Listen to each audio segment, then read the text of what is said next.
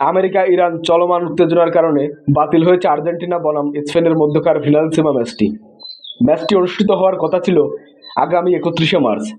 ম্যাচটি বাতিল হওয়ায় আর্জেন্টিনা ফুটবল ফেডারেশন নতুন একটি ম্যাচ আয়োজন করতে যাচ্ছে। চলুন দেখে আসি কবে কোথায় কোন দলের সাথে মুখোমুখি হবে বর্তমান বিশ্ব চ্যাম্পিয়ন আর্জেন্টিনা। বন্ধুরা, ফিনালিসিমা বাতিল হওয়ার পর আর্জেন্টিনা ফুটবল ফেডারেশন বেশ কয়েকটি দলের সাথে ম্যাচ খেলার জন্য আলোচনা করছে। কোনো দল না পেলে তারা আর্জেন্টিনা অনূর্ধ্ব-20 দলের সাথে একটি প্রীতি ম্যাচ খেলবে। কিন্তু অবশেষে প্রীতি ম্যাচ খেলার জন্য একটি দেশকে সিলেক্ট করেছে আর্জেন্টিনা ফুটবল ফেডারেশন।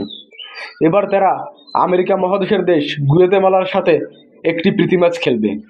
ম্যাচটি অনুষ্ঠিত হবে আগামী 31শে মার্চ। সময় এখনও সিলেক্ট করা হয়নি। এর আগেও আর্জেন্টিনা গুয়াতেমালার সাথে মুখোমুখি হয়েছিল। সেবার আর্জেন্টিনা গুয়াতেমালাকে 4-1 গোলের বিশাল ব্যবধানে হারায়।